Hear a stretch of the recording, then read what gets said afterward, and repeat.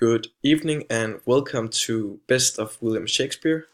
Today we're going to talk about Romeo and Juliet, which is one of Shakespeare's most famous tragedies. Um, as you might know from earlier episodes, Shakespeare lived during the Renaissance, where he also wrote Romeo and Juliet. It is estimated to be written about 1594 to 1596.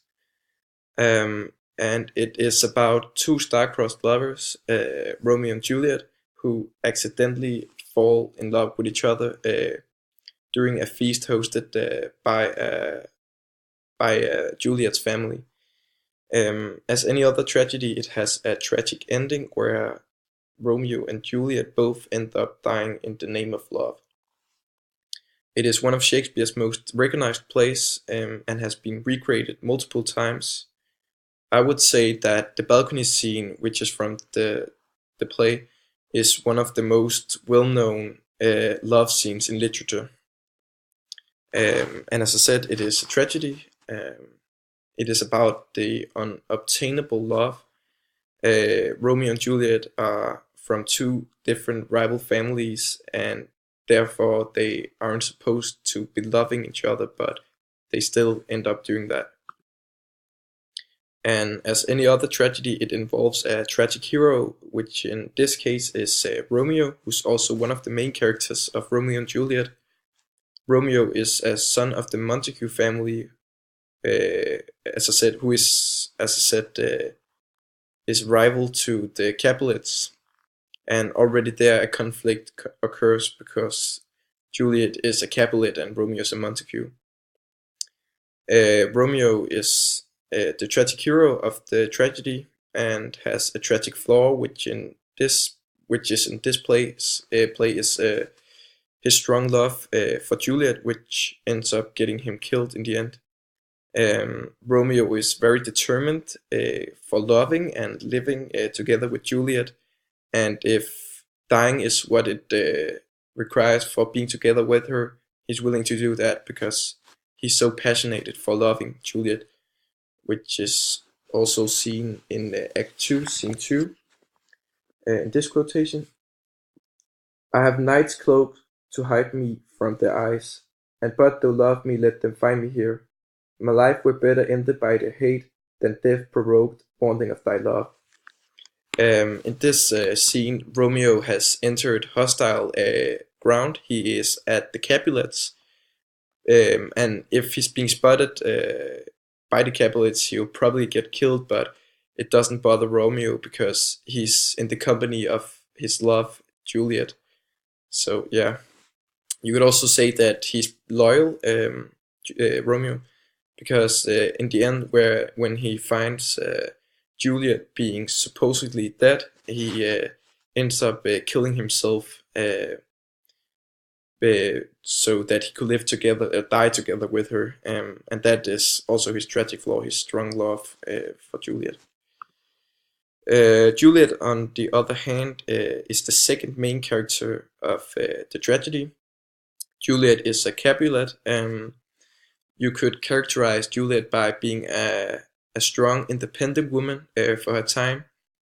Her family wanted her to marry Paris, but when she discovers Romeo at the feast, she instantly falls in love with him and decides that she wants to live her life with him instead of Paris.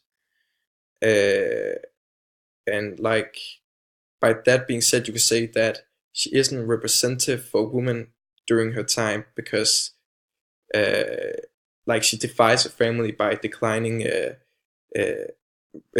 Juliet and like decides to live with Romeo instead, uh, and like also standing up for what she believes in, like living together with Romeo instead of being forced into a relationship is pretty courage, you could say. So you could also describe her by being a courage woman because she goes against her own family and also by trusting her life to an enemy, you could say, because obviously Montague is an enemy to the Capulets, but she's just so much in love that she doesn't care and she trusts Romeo.